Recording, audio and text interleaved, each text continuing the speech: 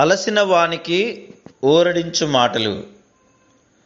సహోదరుడు భక్తి సింగ్ గారి పరిచర్య నుండి సేకరించిన అనుదిన ధ్యానములు. మార్చి 8. నా దేవా, నీ చిత్తము నెరవేర్చుట నాకు సంతోషము. నీ ధర్మశాస్త్రము నా ఆంతర్యములోనున్నది. 40వ కీర్తన 8వ వచనము. దావీదు సాహసోపేతమైన వ్యక్తిగానున్నాడు.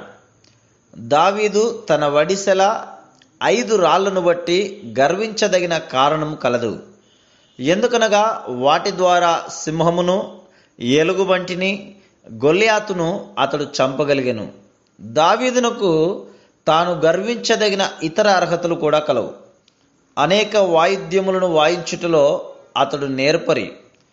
సామాన్య కాపురుల వలె అతడు అమాయకుడు, బుద్ధిహీనుడు కాడు గాని అన్ని విషయములలో అతడు వివేకము గలవాడు. వీటితో పాటు అతడు అందమైన వాడు, ఒక యవనస్తుడు. ఇన్ని అర్హతలను బట్టి జీవితంలో మిక్కిలి ఉన్నతమైన స్థానములో ఉండవలసింది. కానీ దావీదునకు లోక సంబంధమైన ఏ కోరికలు లేవు.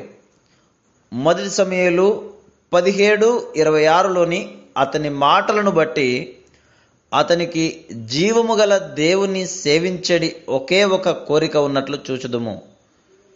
దేవుడు అతనితో ఇలాగున చెప్పెను, దావీదు, నీవు నన్ను సేవించిన గోరిన ఎడల, నా నమ్మకత్వమును అనుభవించగోరిన ఎడల, నీ 5 రాళ్లపై, వడిసెలపై గాని, నీ ఉన్నతమైన అర్హతలపై గాని, నీ మానవ జ్ఞానముపై గాని ఆధారపడవద్దు. నేను నీ 5 రాళ్లను తీసివేసి ఇంకా శ్రేష్టమైన 5 నీకిచ్చెదను. ప్రభువు మోషేను మిద్యానుకు తీసుకొని పోయినట్లు ఇప్పుడు దావీదును 5 ఉన్నతమైన అనుభవముల ద్వారా తీసుకొని వెళ్ళి ఆయుధములుగా వాడుటకు ఒకదాని తర్వాత ఒకటి చొప్పున 5 గొప్ప రాళ్లను అతనికి ఇచ్చెను. మన విషయము కూడా దేవుని మార్గము ఆ విధముగా నుండును. తక్కువ విలువగలవి, తక్కువ ఉపయోగకరముగా నుండినవి తీసివేసి వాటికి బదులు మంచివి, గొప్పవి ఆయన మనకిచ్చును.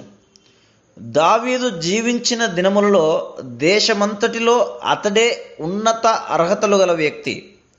ఈ అర్హతలను బట్టి తన దేశస్థుల చేత అధికముగా అభినందించబడుదునని దావీదు తలంచి ఉండవచ్చును. దానికి వ్యతిరేకముగా ఈ అర్హతలే అసూయ చేత నింపబడిన సౌలు అతనికి శత్రువగుటకు కారణమయ్యెను. 3 పర్యాయములు సౌలు దావీదును చంపుటకు ప్రయత్నించెను. దావీదు అడవిలోనికి పారిపోవలసి వచ్చెను. ఆ విధముగా దేవుడు అతనిని అదుల్లాము గుహలోనికి తెచ్చెను. అదుల్లాము అనగా విశ్రాంతి తీసుకొను స్థలం. అదే సమయంలో దేవుడు అబ్యాతారు అను యాజకుని దావీదు యొద్దకు తీసుకొని వచ్చెను. అబ్యాతారు తనతో ప్రధాన యాజకుని యొక్క ఏఫోదును తెచ్చెను. ఆ విధముగా దావీదు యాజకుని ద్వారా, ఏఫోదు ద్వారా దేవునితో మాట్లాడుట నేర్చుకొనెను. తన వడిసెలలోని 5 రాళ్లకు బదులుగా దేవుడు అతనికి ఇవ్వగోరిన మొట్టమొదటి ప్రశస్తమైన రాయి ఇదే. కాబట్టి మొట్టమొదటి రాయి దేవునితో మాట్లాడు సామర్థ్యమును గూర్చి, మన జీవితములో, పరిచర్యలో ప్రతి దాని కొరకు దేవుని చిత్తమును తెలుసుకొనుటను గూర్చి తెలియజేయుచున్నది.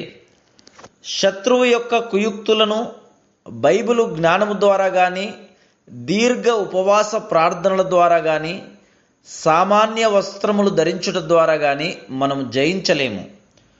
దేవుని చిత్తమెరిగి దానిని చేయుట ద్వారానే జయించగలం.